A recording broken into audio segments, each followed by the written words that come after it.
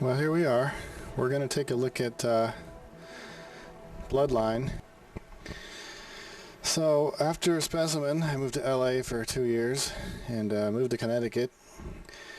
Pretty much had no intentions of ever making another film again. And lo and behold, Pete and myself were driving down Old Greenwich late on one foggy night, and I go, this would make a great town for a vampire movie. And we decided to do it. I got certified at Norwalk Community Cable, similar to the one in Tucson, which is the place that financed all the other ones, pretty much.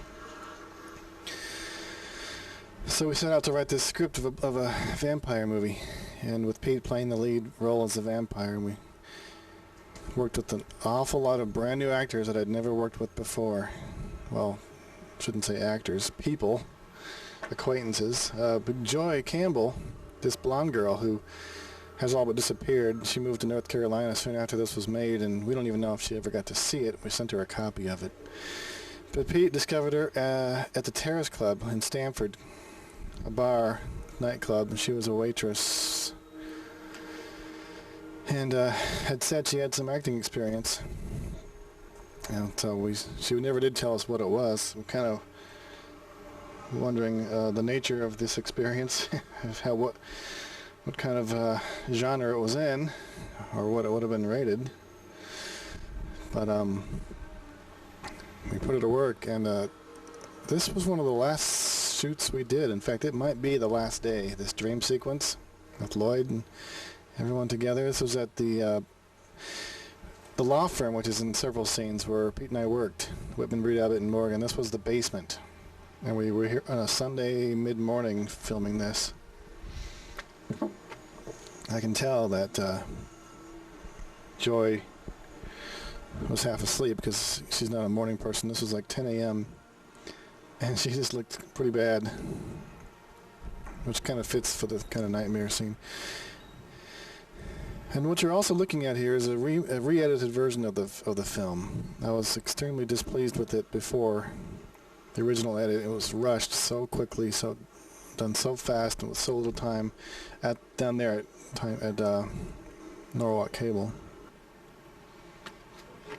All these scenes with the interviewer, John Biazzi, who was the husband of one of the lawyer's secretaries. He was the husband, and was interested in acting. He's a teacher of some sort. I could not sleep. The lighting in this scene ruined this scene that had a lot of potential, a lot of good acting.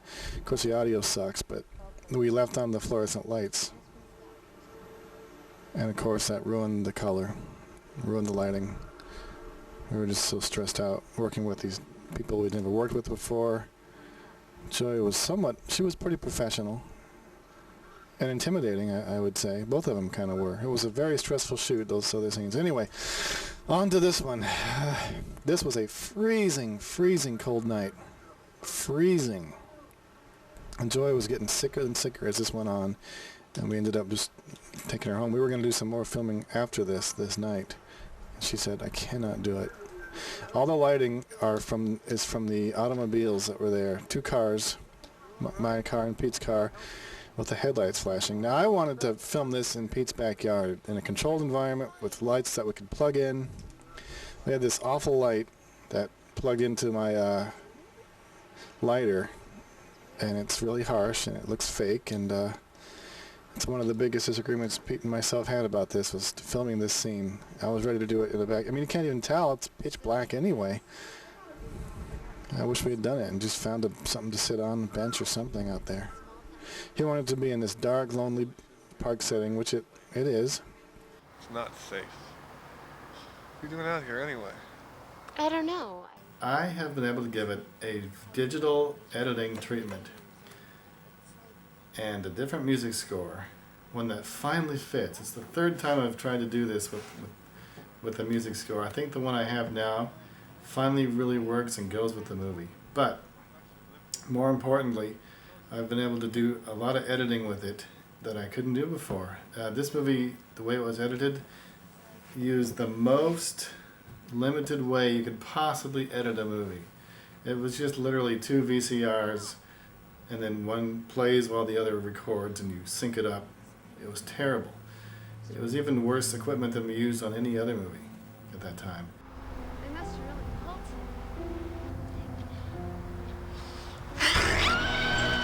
cult. And of course, yours truly, debut acting. And hopefully my last speaking part, because I'm pretty bad. However, the lighting here is terrific. There's a light outside with the orange gel over it to make it look like morning. This is really like 4 p.m. maybe. Yeah, some bad camera work there. In fact, this movie's plagued with bad camera work. Plagued. It was just so stressful. She canceled so many times. I would rent all the equipment, leave early from work, and get cameras, tripod, lights, and then go to Terrace Club at night, and she'd say, "Sorry guys, I can't make it tomorrow." This was the most, it wasn't as stressful in the anonymity stressful with a huge cast kind of thing. It was more of just so frustrating that she kept canceling over and over and over. She does a good job, if a bit over the top. Pete had to have this blonde, thing going in it. And we pretty much didn't have any other bites. This whole scene's pretty tight. And the only reason she opens up that window for this scene is because we were so impressed by our lighting, our fake morning orange light that looks like it's the crack of dawn lighting, and I just wanted to showcase it. So she puts on her glasses, and she's supposed to be having trouble seeing because she's already becoming a vampire.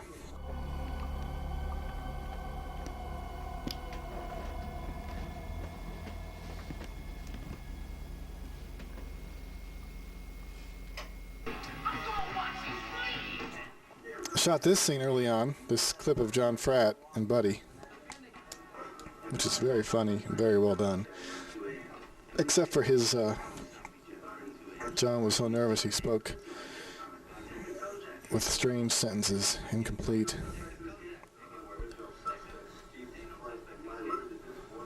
Buddy was nervous, and he's such an intense kid, Buddy. I kept laughing after every take. We did about 7 of those. And he kept saying, what's wrong? What's funny? What am I doing wrong? I'm like, easy does it, buddy. I'm just laughing at your performance. It's perfect. Back to the park now where we shot the other scene. This is the first scene we shot with Joy and Liz and all 3 of these girls. It's the first time ever on camera. So this was early on. And I didn't know what to think. Of course, working with Liz again was great. Her second and only time working with us since Anonymity. A bigger role this time. And most people didn't even recognize her.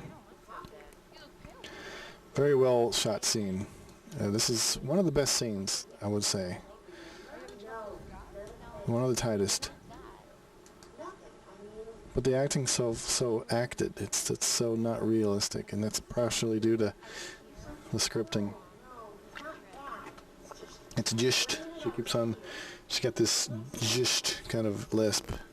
I'm probably going to offend a certain amount of people who are involved in this, but this is the worst thing I have ever been involved in. I'm sorry to say it. I'm terrible. The camera work is bad. The editing's bad. And part of the biggest thing to blame, of course, is the scheduling conflicts. Lloyd was always available. Joy wasn't. Greg was. And all we had was, mostly Saturdays and Sundays. And here we are. It's a big cast. It's a very big cast. Lloyd's first acting since Anonymity. Right? Yeah. Go and bring the young woman to me. I will get her.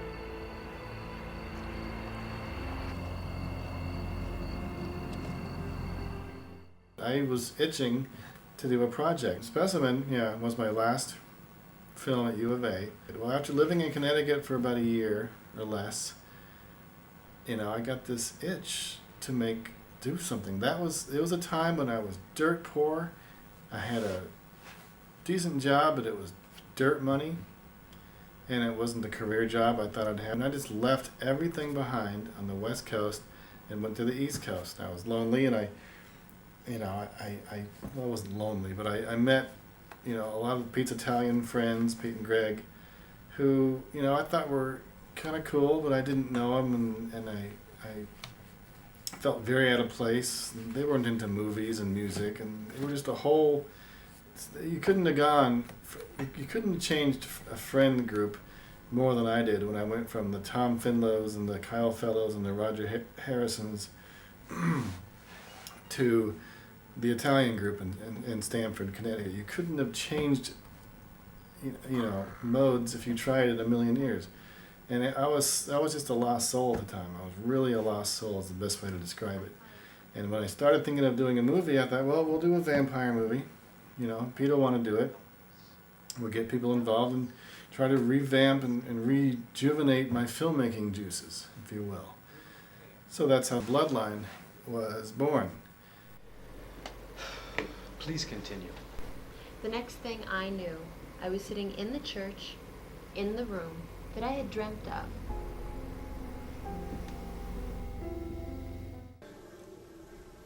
Now we're back in the basement. This is the same shoot as the... everything down here was one day along with that opening nightmare scene. And this is laced with bad camera work and just unsure. I remember being so unsure. How do I film all this stuff? It's complex. 3 people in the same room together in different spots. It's so hard to shoot this sort of scene. Here's a real unnatural lull here. Well, Pete's just standing there. It's not natural. Now, I cut a lot of Pete's dialogue out here. I wanted the whole thing to just sort of speed through because it was so long. And it needed to be picked up. So I just cut off. He had an entire speech there, which was right out of Subspecies, which was funny, but I really wanted to get this thing moving.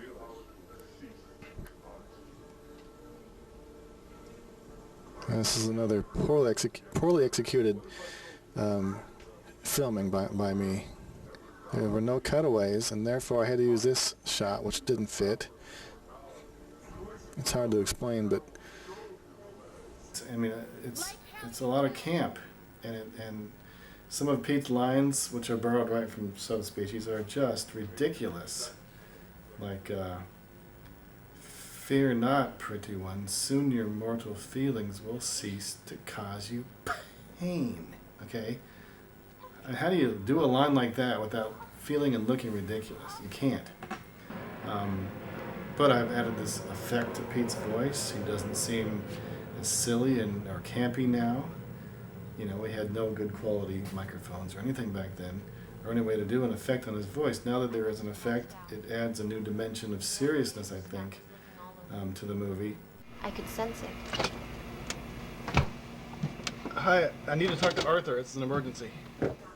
One of the things I'm proud of course, is these transitions.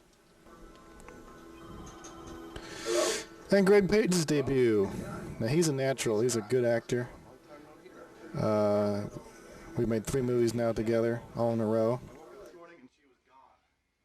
He's really a natural. Hang on, let's relax. We kind of downplayed his role in this. He was supposed to be an obnoxious kind of sidekick jerk. A lot of movies have this obnoxious sidekick that always gets killed, and he was that role.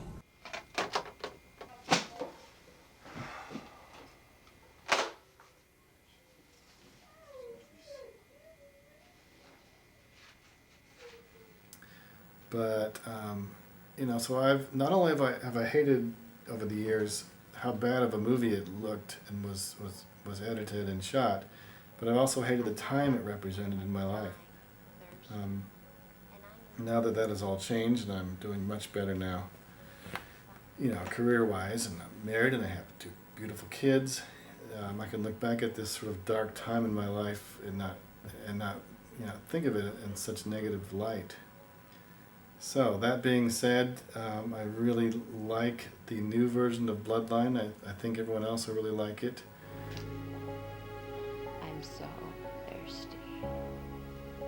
Yes, you are, and you shall drink. And this scene is kind of like considered to be my grossest scene since Contamination, with the puking. This is similarly grotesque, with this blood sucking on his wrist, dripping on her face, and drinking. It's gross. Actually I should say not since Contamination. Anonymity's pretty damn gross too, with the blood all over the window, the mirror. The scene's not bad. It's kind of lit interesting. It's like one main light, orange kind of light, and harsh shadows. It's kind of cool. Another good transition here.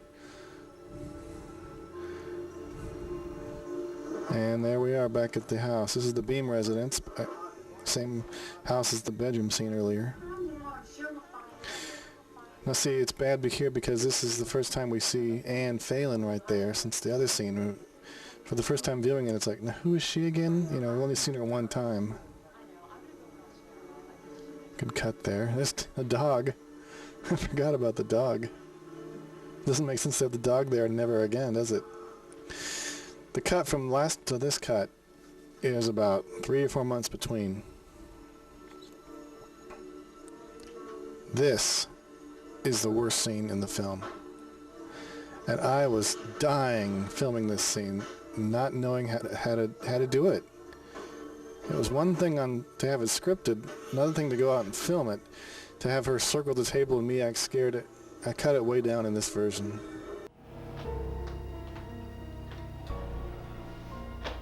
And I wanted, even though it was perceived as a comedy, especially by Greg, and to this day he's going to tell me, Bloodline is a comedy.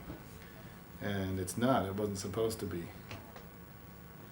It's not a comedy. It's pretty darn serious. At least it wants to be. It tries to be.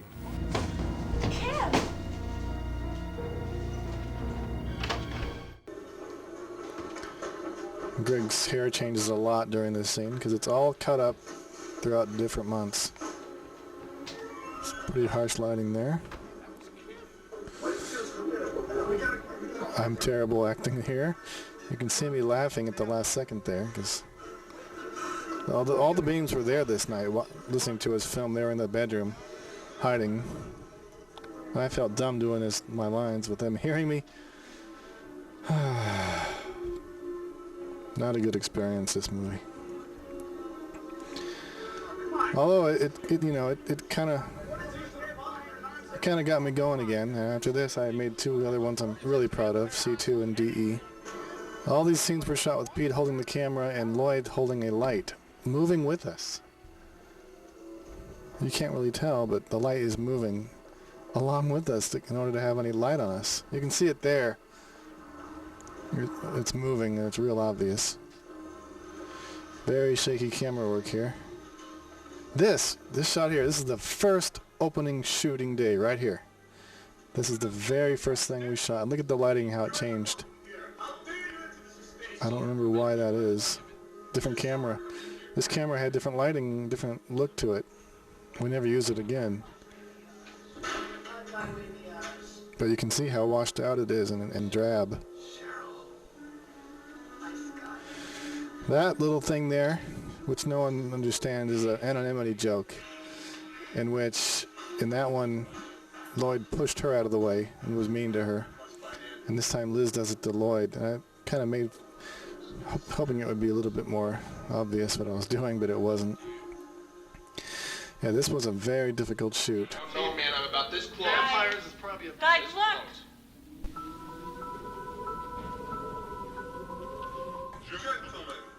It's all mixed together over a couple different shoots. This is 1 week mixed in with 2 weeks later or so. Such horrible shaky camera work. Headroom, too much, not enough. Now Lloyd's glasses are off. He's farther back this time than last time. A true mess, this whole scene. A true mess. And this, of course, was my Arizona Smith nod. Not nearly as good as it was back then. For one thing, where's the dangling feet shot? Greg doing a good falling shot. Good dolly shot there. This is all pretty tight. Dun, dun, dun. I love that music. I added this scene. This was not in the original. I thought it was a nice bridge, a nice pause in the tempo of this scene. Take care of Kim. I will take care of the others. Yes. One of the funniest parts here, and well edited with Greg acting silly. Oh, sugar. That was his own idea. This wasn't as neat as I thought it would be, where he turns around and there he is again. His plot has your name on it. And then this scene here, watch, did you notice that? Me, Ann and myself traded places when we turned around. And you have to back it up to notice. It's real bad continuity error. But this happens, all this crap happens so fast that no one can tell. We did this a few times. And we tried to do this particular shot right here at the church, but Joy was never at the church. We had a lot of scenes with her at the church, and not once was she actually there. So that shot was in Pete's backyard, and it shows. Now this scene has good acting. Like I said before, it's horrible looking. It almost looks like a pastel effect. And it's overexposed, and it's horrible. And there's a fan going, and an air conditioning unit or something. Everything's blowing, and it makes it sound awful. What you'd like me to do for you or how I can help? I just wanted to tell my story. That's fine. You are aware of your delusion and you acknowledge you need help. Doctor, for someone with your intelligence, you are a fool. It's so simple to me now. This is a very unusual shot for me to have done. Very long shot where I pan down to him. I kind of look at this as a very big break in style for me. I think an influence would be, I can't think of the guy's name. He directed The Player and MASH and Shortcuts. What's his name? We had seen Shortcuts around this time, and it influenced the way I was filming long, panning shots instead of straight cuts. This Lloyd shot was added here. It wasn't in the original. Pete never wanted it in. I thought it was kind of funny. Across the street having a bite. And I wanted to give Lloyd one more look of like... I kind of thought it would make the doctor think that maybe her story is real, because here is a character in her hallucination. He's right there. It's like he's waiting for her to make her... The whole idea is he's out there waiting for her to make her first kill. So her sort of initiation is to kill this doctor and drink all of his blood. But she is sort of playing with her prey in a sense, giving him a chance to believe her. He doesn't, and she says, well, now you're going to believe me, and it's going to be your last moment of life. You can see the Interstate 95 out the window there. It's right in Greenwich, off the avenue, right by the freeway, which gives it a kind of real quality I never realized too much. The lights and the cars outside. See, this is shot decently. The lighting is so bad. Such a bummer. And the sound gives it sort of a horrible video quality. Cheesy, very zero budget quality. Yeah, this is probably Joy's best scene, and she worked hard on the speech that she just gave. And her shots aren't that bad. His are. Look at this whole shot is so horrible looking. This would have been better with a camcorder that had automatic settings, rather than my SVHS camera, which was set manually and never white balanced properly. You can see some cords there in the chair. That's probably what's plugging in the light. The whole idea of the ending is that this is supposed to be Kim's initiation into being a vampire. It's borrowed a little bit from the film Near Dark when they take the kid out. The kid, of course, I'm talking about the guy who's now in the show Heroes. They take him out for his first kill, and he just can't do it. He folds, he throws up, he gets sick, he can't do what vampires do. We took that scene and kind of made it the opposite, and that's how our ending of Bloodline works. And then you have Lloyd coming in. He's a little bit impatient. He's going, what's taking you so long? This is supposed to be your initiation. We're all here waiting for you to make your kill. In fact, there was a version of the script where all of us, the entire cast who had been turned into vampires, were going to show up at the end with Kim, in the elevator part. We were all going to be there. Of course, it was impossible to get us all together just to come down to the law firm that we were shooting at to do that one shot, but that would have been kind of cool. There is a shot where you can see John's wife walking past in the background. And that was a mistake. He wasn't supposed to be there, but now that it's there, and I've left that version of the shot in the movie, that kind of plays along with the fact that he's there. They're all there. They're all somewhere in the shadows. That's where all the noises are coming from. They're all there, waiting for Kim to make her first kill, and she finally makes it. And I'll say that this scene, besides the park bench scene, is probably the best scene, the tightest.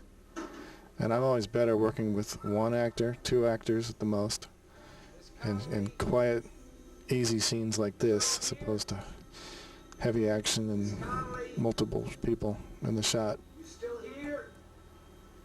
Very creepy, and I'm proud of this scene. To accomplish a creepy scene like this on video is a pretty big feat. You don't know what's in there. You expect something to grab him from one end or another, come through a door. Maybe someone's right on the other side of this door. No one's there. That kind of thing. It's too bad the closing shots weren't executed very well. Some good handheld material here. Long shots, panning all around. A lot of Cameron Scorsese camera work kind of thing I'm trying to copy here. Good cut there. John doing a great job. I'm pretty sure that he thought this was a piece of crap when he finally saw it. Based on how hard we worked on it and how bad it looks and sounds. More than likely I had the feeling that he just didn't think much of it and thought, what a big waste of time. But I did send him this version, which is definitely an improvement. Pete and Greg won't agree with me because they think the original should be kept the original. And it's about 7 minutes shorter here. I like the sound effects there really help. The whole idea of the elevator going back up to the top. Who knows exactly how a vampire would make an elevator do this. But she did, and now here we're going to just end real abruptly. I think if I ever do this again, I'll do something slow motion right here. And some kind of weird dissolves. It's just not scary. It's a real bad ending. I mean, it's a good ending, but... And believe it or not, we did do that over and over, in different angles. And I can only hope I picked the best ones for the end. Yeah, so after this, took another pretty long break and met up with Eric, and together we created C2, and it was a lot better than this by a long shot. I kind of look at history repeating itself in a sense. It's like Anonymity was so bad and a bad experience, but after that we picked up ourselves and made Arizona Smith and turned it all around and made something to be proud of, not ashamed of, which is the same thing you have here with from going from here to C2. This is a shameful, bad movie, full of campy acting. Greg always thought of this. He told me that he thought of this as a comedy, and it really isn't, but it's pretty silly. All these credits were the same ones used in the original version, minus the part where I said to Hollywood, California, rotten hell. And there you have it, re-edited. Thanks for watching Bloodline, the re-edited version. Take care.